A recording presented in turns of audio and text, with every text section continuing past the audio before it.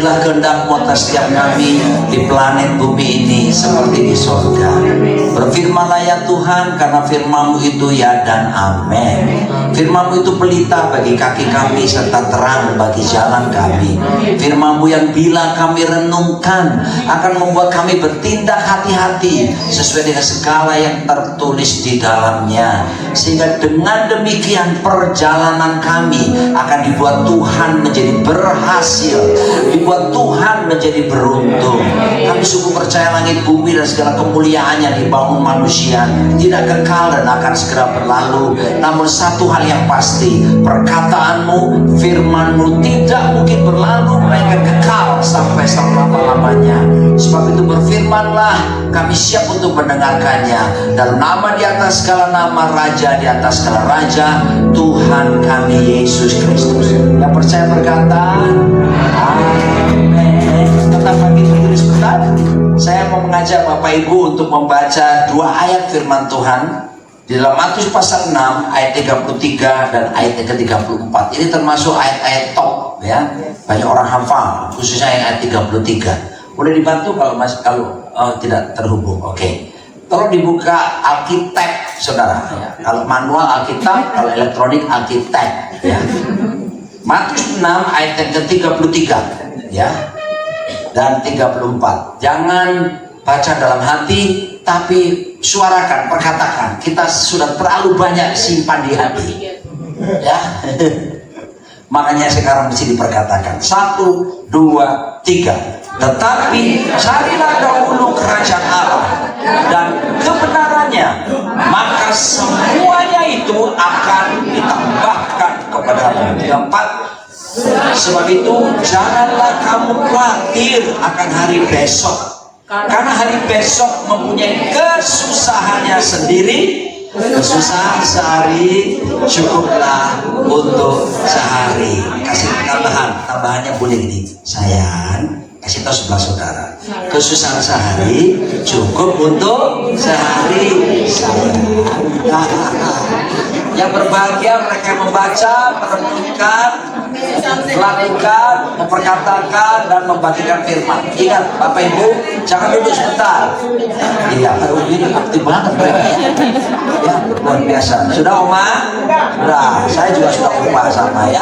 Ada 5M kunci bahagia. Yang berbahagia mereka membaca, yang merenungkan, yang memperkatakan, yang melakukan, dan yang membagikan firman dalam kehidupannya. Katakan amin. Silakan duduk kembali. Haleluya. Tentunya atas nama bangsa Indonesia, saya ucapkan terima kasih kepada Bapak Kombes Birawa Braja Paksa. Wah, haleluya. Kata Birawa itu berasal dari bahasa Sanskerta. Birawa itu artinya berani, tapi ramah. Ibu berkata dong, so sweet, berani tapi ramah. Tapi karakter yang kedua yang mengejutkan Birawa itu suka dimanja, tapi sekaligus memanjakan pasangan. Orang Surabaya bilang asoy pade gitu ya. Mantap ya. Tapi yang kata Braja itu berasal dari kata Jawa, itu bola api yang bergerak secara cepat. Waduh, itulah the Holy Spirit inside of you. Itulah Roh Kudus yang kita miliki. Nah, kalau kata paksa itu dalam etimologi bahasa Yunani, bahasa Indonesia, itu artinya sebuah keinginan yang sungguh-sungguh supaya tercapai. Saya berdoa supaya keinginan Bapak, kerinduan Bapak tercapai, dan saya berdoa supaya jadi Kapolri. Itu dong, gitu.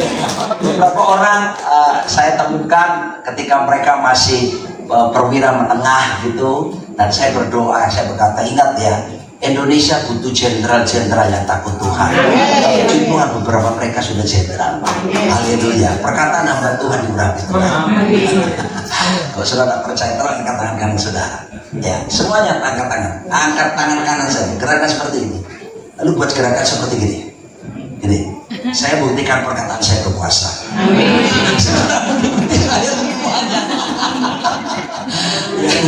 Ditinjau dari ilmu berkhotbah, durasi waktu khotbah itu cuma 4 jenis khotbah di seluruh dunia. Ingat baik-baik. Pertama, khotbah yang panjang dan jelek.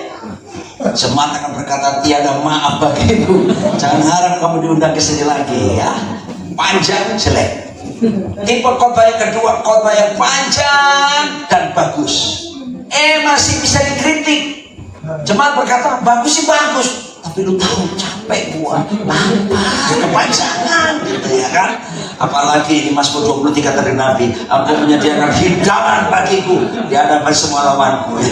Tadi saudara sibuk menyanyi, saya sibuk memilih yang mana. Haleluya. Jenis khotbah yang ketiga, khotbah yang pendek dan jelek. Ternyata jemaat masih memaklumi. Mereka berkata, pendeta juga manusia. Nah ya, mungkin pendeta dalam pergumulan, jadi kita bisa maklum lah. Tapi ada khotbah yang nomor 4, khotbah yang pendek dan bagus. Doakan Bapak Ibu supaya saya berkat nomor 4 saja ya. Ini tidak menyinggung pasangan 1, 2, 3 sekalipun. Haleluya, saya netral di sini. Tapi saya bukan golput, pasti memilih. Saudara dikasih Tuhan, begini. Tahukah saudara bahwa kalau saudara ingin mencapai daya guna yang luar biasa dalam hidup kekristenan kita, maka Anda tidak boleh sembarang hidup. Anda tidak boleh berkata begini, gua mengalir aja deh. Ada banyak saya ketemu pengusaha-pengusaha, gimana bisnisnya? Mengalir aja Pak. Ketemu hamba Tuhan, gimana pelayanannya? Mengalir aja Pak. Pertanyaan saya, mengalir kemana? Hati-hati saudara. Kalau yang satu ini boleh. Air mengalir sampai jauh, akhirnya ke laut. Apa itu? Bengawan Solo tak ditung. Apa kok diam saja? Kamu yang bekas. Udah terlambat. Silakan sungai air Bengawan Solo mengalir sampai laut, tapi hidup saudara dan hidup kita tidak boleh sembarang mengalir. Saudara harus punya tujuan dalam hidup kita. Ada ungkapan berkata begini, the greatest tragedy in our life is not death, but life without a purpose. Tragedi terbesar dalam hidup kita manusia bukanlah kematian, tapi sesungguhnya hidup tanpa tujuan. Ini bahaya, saudara. Yaitu tadi mengalir. Bayangkan Anda tadi ke rumah, seharusnya ada tujuannya ke rumah Pak Birawa, tapi ketika Anda tiba-tiba blank dan orang tanya, kamu pergi kemana? Gua nggak tahu kemana. Gue ikuti perasaan gue saja. Maka saudara harus dibawa ke rumah sakit jiwa. Maka saudara tegas, saya akan ikut persekutuan doa di tempat Bapak Kombes Birawa. Itu jelas ada tujuannya. Hidup itu seperti itu. Tapi statement kedua yang penting berkata begini, and there is also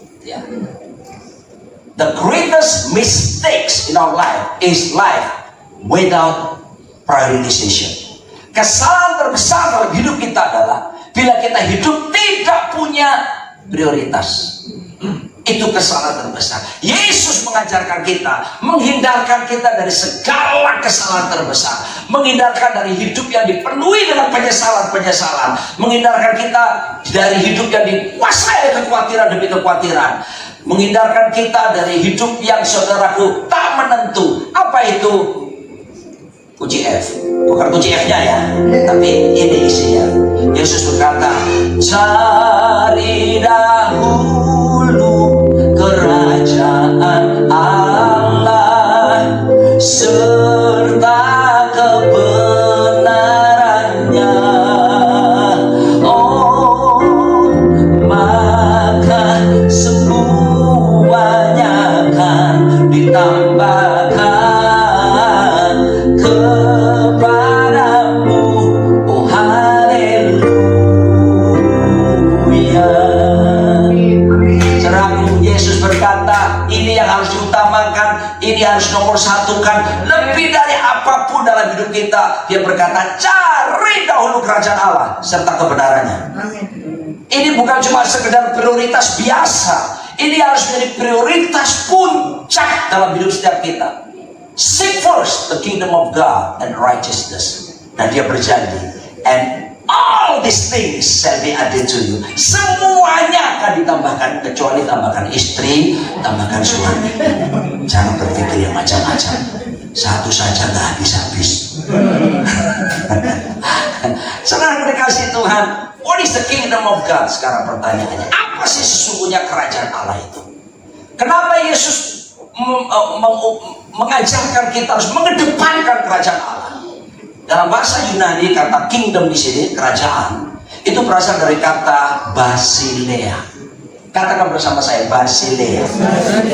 Basilea itu mengandung dua makna penting. Yang pertama adalah government, and then the second is governance. Yang pertama adalah government, pemerintahan. Saudara dikasih Tuhan, maksudnya apa? Begini dia. Yesus tidak pernah datang ke dalam dunia untuk membuat agama baru. Saya ulangi, Yesus tidak pernah dalam Alkitab menyatakan dia datang membuat agama baru, termasuk agama Kristen. Penyebutan kata Kristen bukan muncul dari dalam gereja. Penyebutan kata Kristen muncul dari luar gereja ketika mereka melihat jemaat di Antioquia, jemaat yang luar biasa itu. Mereka berkata, mereka orang Kristen.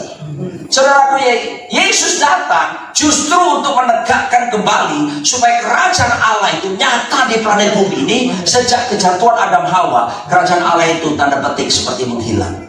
Tapi dia datang untuk mengembalikan supaya pemerintahan Tuhan itu, perhatikan government, pemerintahan itu berlaku penuh di dalam kehidupan manusia. Saudaraku, bicara soal pemerintah, ini penting. Kenapa? Sebab banyak orang Kristen mengaku Kristen, saudaraku, yang rohani cuma waktu kebaktian. Tapi begitu di luar suasana kebaktian, mereka nggak rohani lagi, rohana. Kalau ada nama rohani bukan saudara, maksud saya. Mereka sangat bertentangan sekali, nggak seperti pada waktu mereka kebaktian. Saudaraku, saya ada darah Manado ya. Papa saya orang Jawa asli, mama saya orang Manado asli. Campuran Jawa Manado kayak Yahudi gitu ya. Lalu menikahlah saya dengan seorang wanita keturunan Chinese Tionghoa. Jadi saya disebut, kalau orang Chinese bilang Indiren. Lalu istri saya Cumporen. Lalu anak saya Campuren. Anak bapak tiga ya, sama. Saudara dikasih Tuhan, mau saya katakan pada saudaraku, keluarga kami, khususnya yang dari Manado, orang lahir sudah langsung Kristen. Rupa banyak orang Ambon di sini tuh ada orang Batak. Contoh orang Manado, Pak, orang Ambon, orang Batak, lahir bayinya tuh nangis. Enggak, Pak. Nangisnya begini, haleluya, haleluya. Langsung Kristen. Terima telepon, bukan halo, halo, halo, enggak, Pak. Halo. Kita tanya. Betul nggak, saudaraku? Kalau famili saya, Pak, kalau jalan ke Sandung, darah Yesus, darah Yesus, menyebutkan nama-nama Tuhan. Tapi selesai kebaktian, cap tikus, bagejo. Cap tikus itu minuman yang sangat keras, 40-50% kadar alkoholnya. Dan di kampung halaman mama saya, pabriknya ada di sana. Orang Manado bilang. Saudara dikasih Tuhan, apakah seperti ini? No. Kalau Anda sadar pemerintahan Kristus, maka Anda akan bersifat rohani, bersikap rohani waktu kebaktian. Ketika Anda keluar dari tempat kebaktian, Anda akan tetap bersikap rohani. Karena pemerintahannya berlaku bukan cuma di dalam gedung gereja. Pemerintahan kerajaan Allah berlaku di seluruh area kehidupan manusia. Amin. Ada orang berkata, yang cukup apa? Tolong pergi di tempat pelacuran. Enjoy di sana. Cewek-cewek pahendol. Iya, di sana. Ada hadirat Tuhan di sana. Masa Tuhan hadir kompleks pelacuran? Saya mau kasih tahu pada saudara, hadirat Tuhan, pemerintahan Tuhan ada di mana-mana. CCTV yang dipasang di rumah ini hanya terbatas. Tadi saya ke toilet, permisi tadi nggak? Permisi, minta tolong sampai Pak Johan, Pak Pendeta yang saya bilang, dia rupanya sudah mau saya rumah ini, Pak ya. Sudah juga saya di mana toilet? Langsung saya katakan, saya tidak ada CCTV di sana. Tapi tahukah saudara, CCTV kita terbatas, CCTV pemerintahan kerajaan Tuhan ada di mana? Halo, makanya jangan mencoba-coba saudara bukan 2. Tuhan tahu isi hatimu yang paling dalam. Pemberitaan, makanya Tuhan bilang cari dahulu, prioritaskan supaya kita bukan jadi pribadi orang Kristen yang move, fake. Tahu singkatan munafik? Bukan nabi, pikiran kotor. Mukanya nabi, pikirannya gak karuan.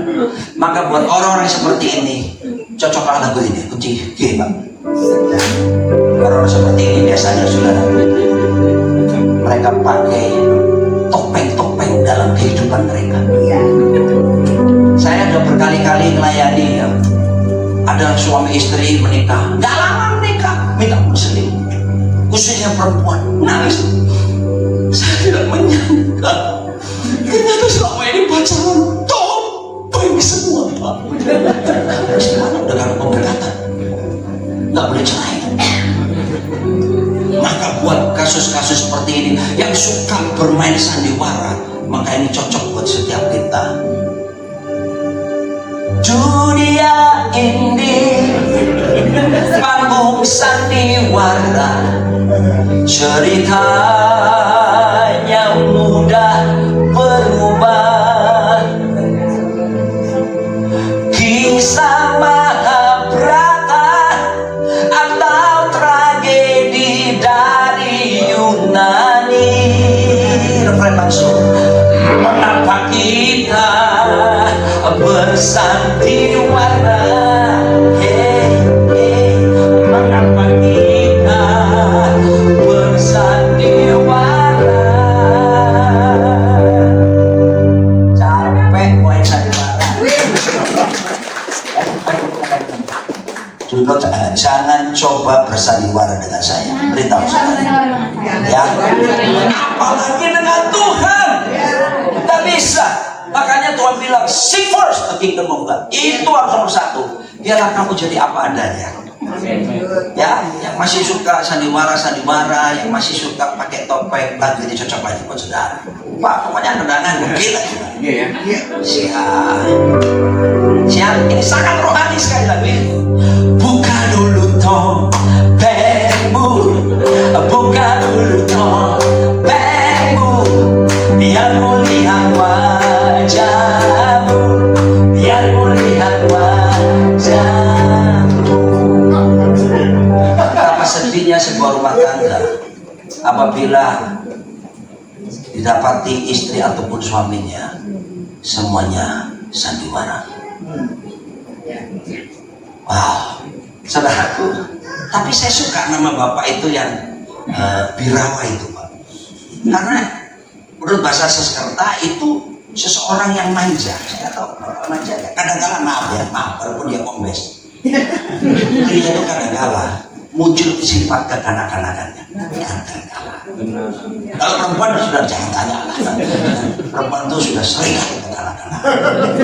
Ya, tapi dia jadi penolong buat kita. Amin. Nah, bapak suka dimanja, tapi seharusnya menurut arti katanya suka memanjakan istri.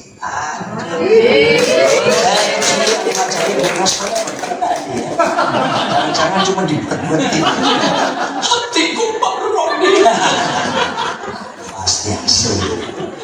Sebab kerajaan Allah pertama kali harus ditegakkan dalam institusi yang paling kecil di dunia ini. Itulah keluarga. The first institution that the Lord has made is not a government like this country. Institusi pertama yang Tuhan buat itu bukan negara. Institusi yang Tuhan buat pertama kali bahkan bukan gereja. Alkitab bilang institusi pertama yang Tuhan buat di planet bumi ini adalah sebuah keluarga. Kata keluarga dalam bahasa Ibrani adalah bayit. Kata bayit itu ada dua arti. Ingat baik-baik ya. Pertama, the place that you can feel your home. Sebuah tempat kamu merasakan home, rumah. Nah, bahasa Inggris kata rumah ada dua jenis kan?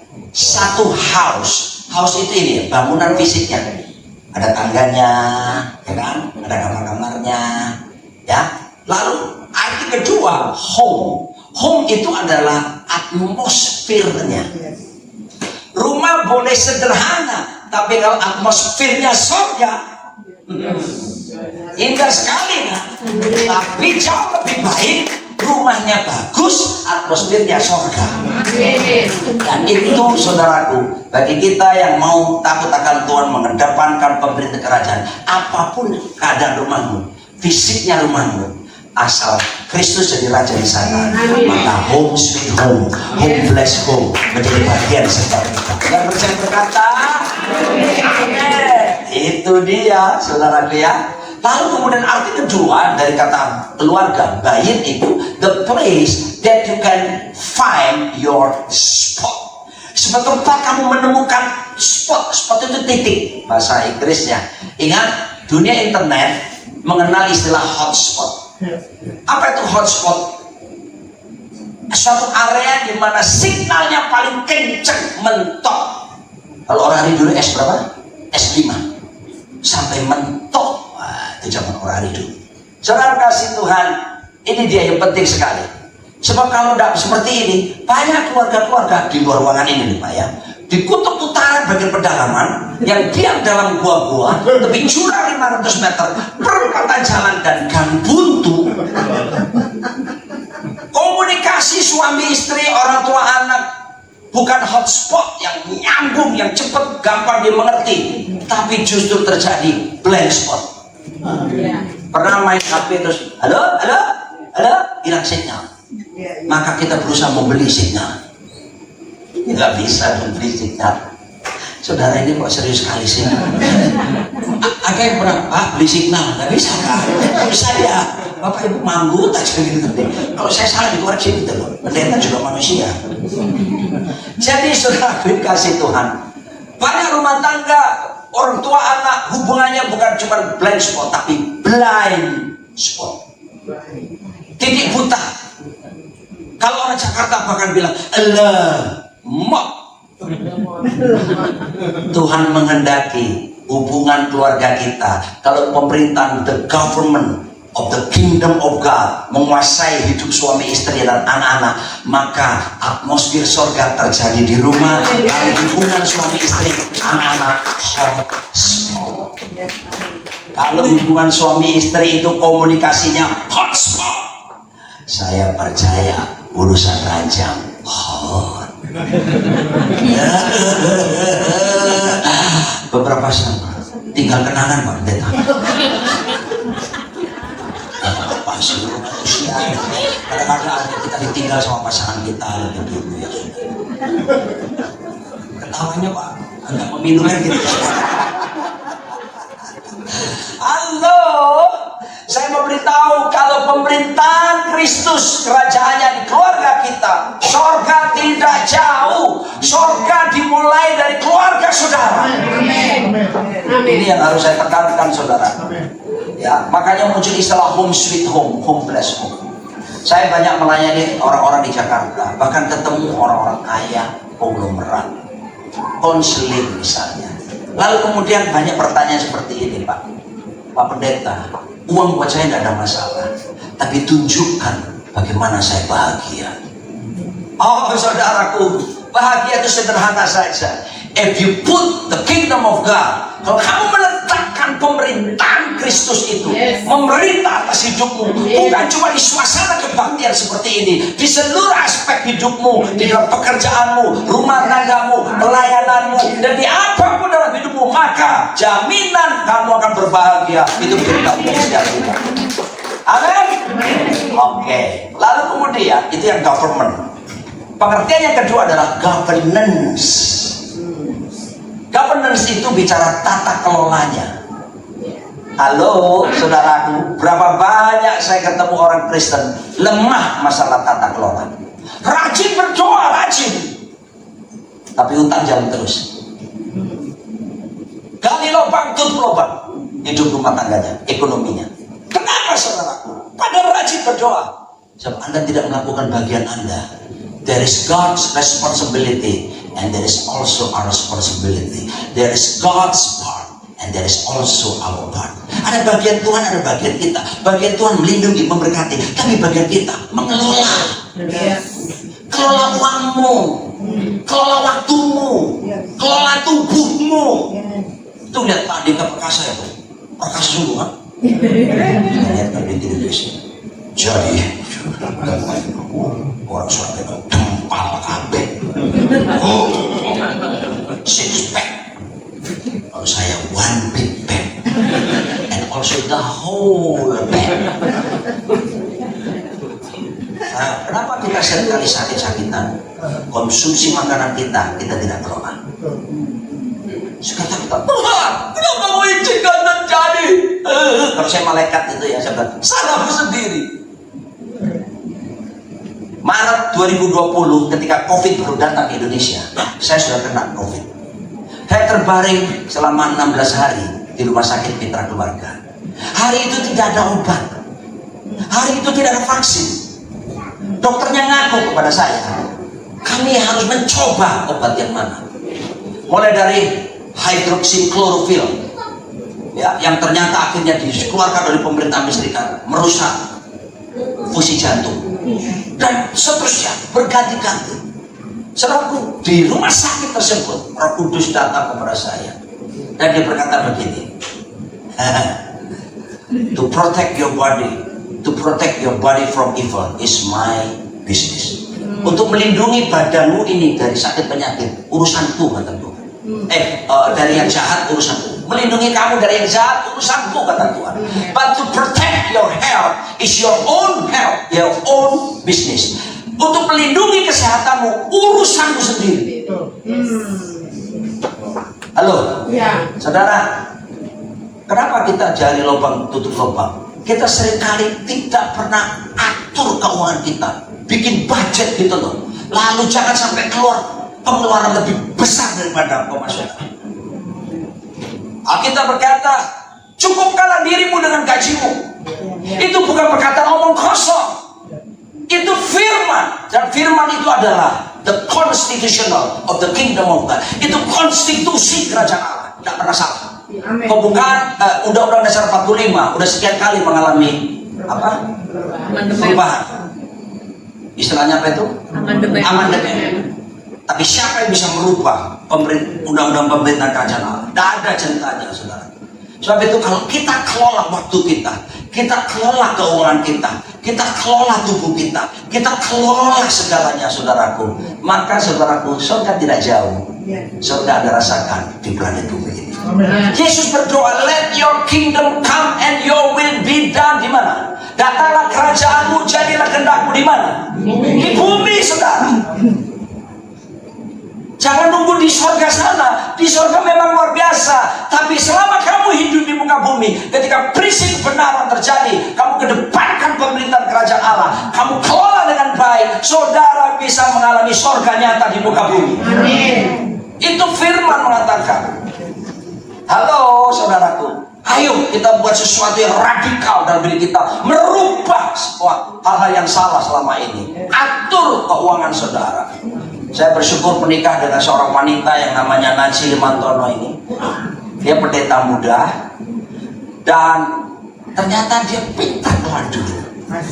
Nah, saya ini ada darah Manado. Orang Manado itu kalau tidak bertobat sungguh-sungguh, mereka punya semboyan, biar kalah nasi, yang penting jangan kalah aksi. Ambon lain, Ambon bilang action today, mampus tomorrow. Coba bagaya. Dan dia atur. Kita pendeta, saya digaji oleh gereja. Saya sudah janji, saya seorang akuntan, ya, saya pernah kerja di kantor akuntan publik. Terus Tuhan panggil saya sepenuh waktu, tinggalkan pekerjaan. Jadi saya nggak boleh terlibat dalam bisnis. Jadi cuma bergantung dari Injil. Jadi saya digaji oleh gereja. Dan dapat berkat lagi, misalnya kalau diundang pelayanan biasa, Pak Pendeta, ini PK, apa pengajuan kasasi, itu biasa. Tapi dengar saudara, karena istriku pandai kelola uang, atur sedemikian rupa. Saya punya 3 orang anak, 3-tiganya lulus kuliah di Amerika Serikat. Gaji seorang pendeta. Saudara, it's all depend your decision right now. Semua tergantung keputusan kita. Makanya Yesus bilang, seek first, cari dulu, kedepankan, prioritaskan itu. Kalau kamu mengizinkan pemerintahanku berlaku, termasuk di pikiranmu, di matamu, di perasaanmu, dia harus jadi raja di atas segala raja. Maka percayalah saudara, penyertaan, perlindungan, sekalipun mungkin proses kehidupan tetap diizinkan terjadi dalam hidup kita. Karena Alkitab berkata, orang yang masuk dalam kerajaan Allah akan seringkali mendapatkan aniaya. Gak apa-apa. Seorang murid tidak lebih daripada gurunya kok. Yesus pernah mengalami penderitaan. Kalaupun kita diizinkan mengalami itu, Alkitab berkata, itu adalah kasih karunia, itulah kemuliaan. Gak apa-apa. Bukan berarti kita hidup dalam kerajaan Allah tidak ada masalah. Justru seringkali Tuhan izinkan masalah. Tujuannya apa? Membentuk karakter kita supaya semakin hari semakin menyerupai Tuhan kita Yesus Kristus. Saya 43:21 berkata, umat yang telah kubentuk bagiku, ya, umat yang telah kubentuk bagiku akan memberitakan kemasyhuranku. Lihat urutannya, pembentukan dulu, baru kemasyhuran dikatakan. Terjemahan lain berkata, Yesaya 43:21 tadi, umat yang telah kuproses bagiku akan memberitakan kemuliaanku. Lihat bertanya, proses dulu, baru kemuliaan dinyatakan. Halo. Amin. Untuk menjadi seorang kombes tidak bisa langsung kan, harus lewat dulu, mulai dari IDA itu, lalu AKP, komisaris dulu, lalu ajun komisaris bisa kombes, habis ini baru bintang 1, lalu bintang 2, ya, lalu bintang 3 dan bintang 4. Saya berdoa Bapak ada di sana. Seek the kingdom of God and righteousness. Saudara berkasih Tuhan. Oh, saya lihat saudara muka tegang saya. Ambil nafas dulu. Jelas ya, jelas. Jadi izinkan pemerintahnya berlaku. Izinkan pula saudara melatih sekarang tata kelola itu. Yes. Kelola. 2 bulan lalu saya diminta mendoakan seorang ibu-ibu. Dia seorang Instagramer yang sudah 270.000 followersnya, ya, kena kanker payudara. Lalu waktu saya doakan, tiba-tiba dia bermanifestasi, masa yang menolong saya sambil berkata, aku mati. Karena saya bilang begini, Yesus berkata, pencuri datang mencuri, membunuh, membinasakan. Tapi anak manusia dia datang memberi kamu hidup supaya kamu beroleh apa? Beroleh hidup dalam kelimpahan. Itu dia, saya tahu roh jahat, kerasukan ya. Apa yang saya lakukan ya, saya tepkin roh jahat. Tapi ada hal yang aneh.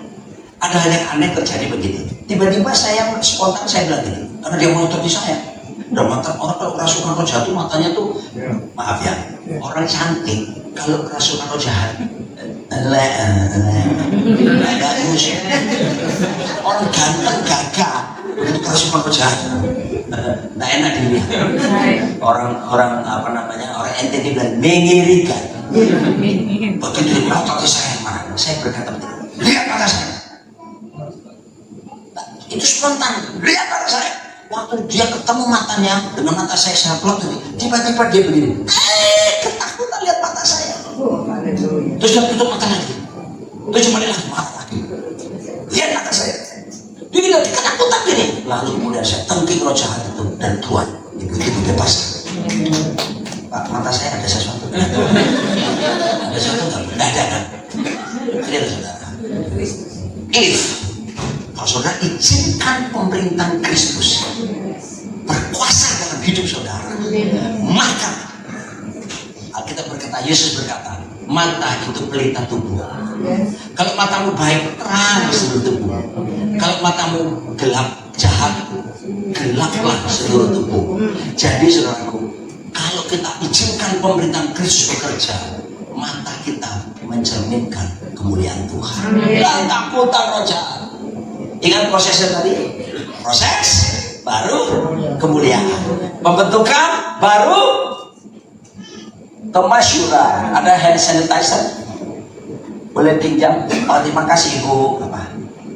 Baik, Ibu dekat dengan hand sanitizer, parfum tentunya Ibu ya. Haleluya. Tadi pun sebelum kemari saya semprot-semprot juga. Pendeta juga manusia.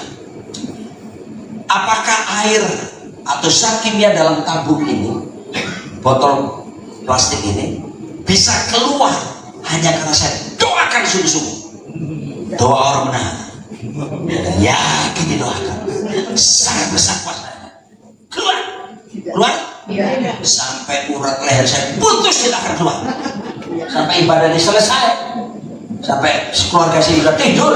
Saya tidur ini sendirian. Dia tidak akan keluar. Dia hanya satu cara bagaimana saya bisa mengeluarkan cairan kimia. Gimana? Ya, istilahnya apa? Bukan. Tekan dong. Cek. Sorry ya. Waduh, jangan makan. Jangan. Coret ya. Ya, kelihatan ya. Tuhan izinkan seringkali pengalaman pencet dalam diri kita. Amin. Supaya unsur-unsur kerajaan Allah. Roma 14 ayat 17.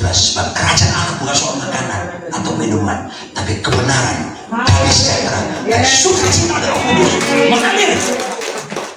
1 Korintus 4 ayat 20. Sebab kerajaan Allah bukan tadi dari perkataan, tapi dari kuasa.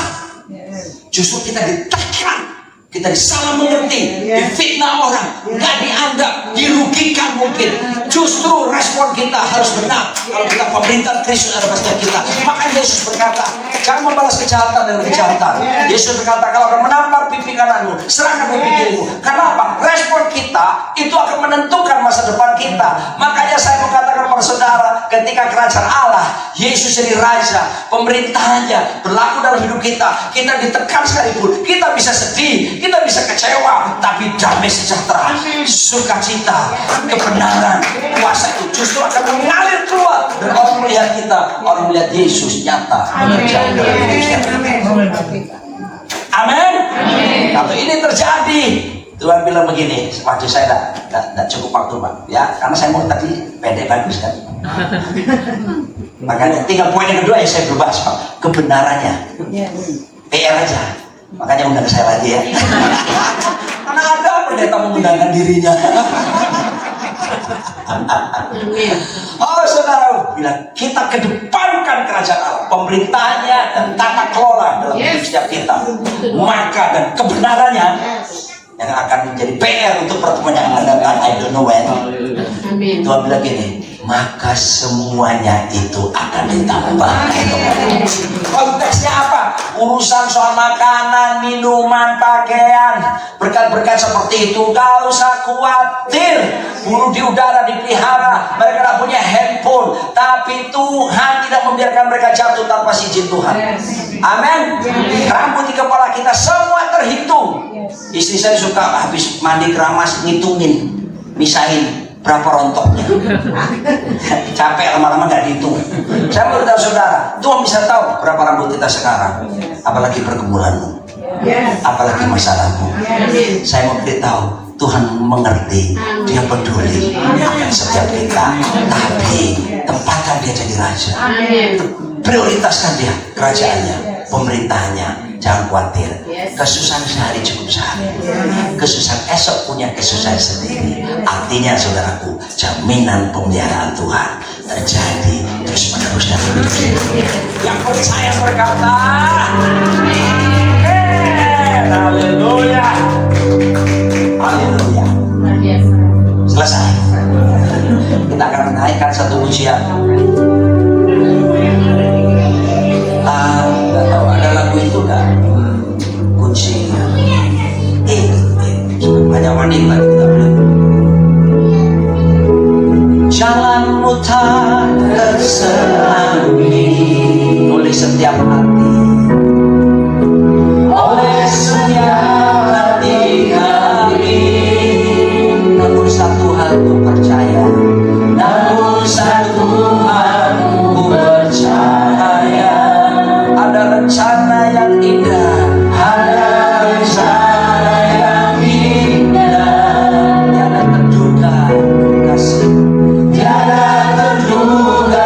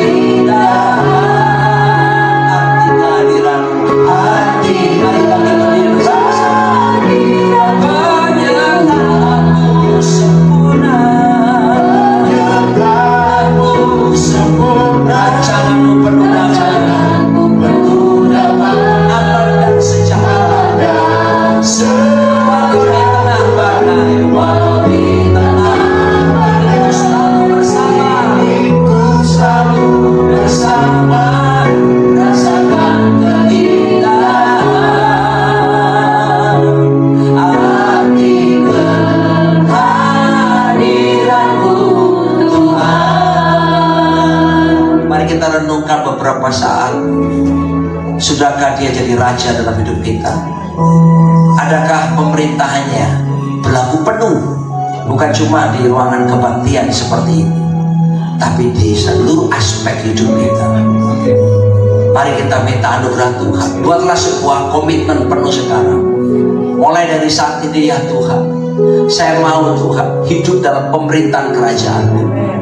Tolonglah saya Tuhan, ingatkan saya supaya saya bukan jadi orang-orang yang bermuka dua, munafik apalagi, tidak asli. Tapi biarlah kami jadi orang-orang yang menjadi perwakilan kerajaan.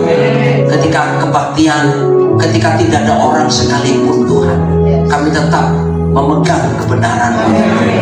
Berkati umat-Mu semua di sini.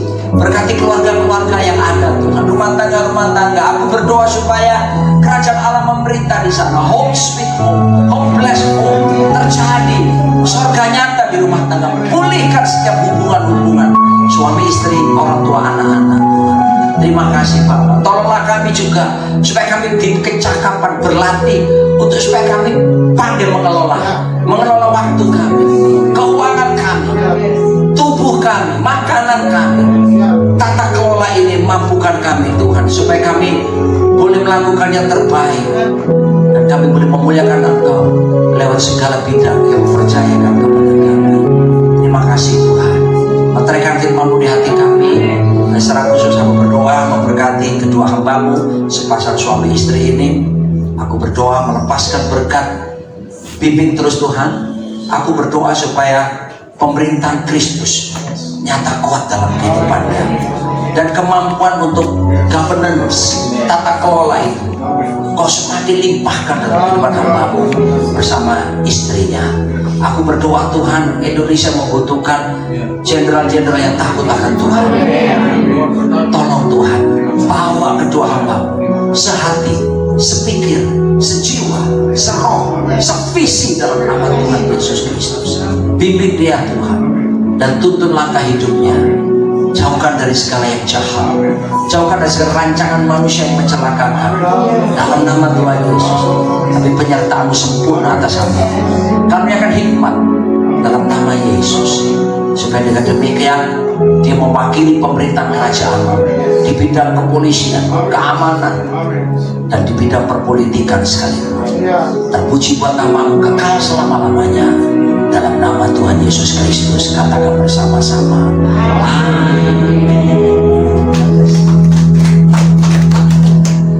Terima kasih, Tuhan memberkati. Puji Tuhan, terima kasih untuk ini, untuk pemberitaan firman-Nya. Biar penyertaan Tuhan sempurna untuk setiap kita yang mau katakan amin. Haleluya.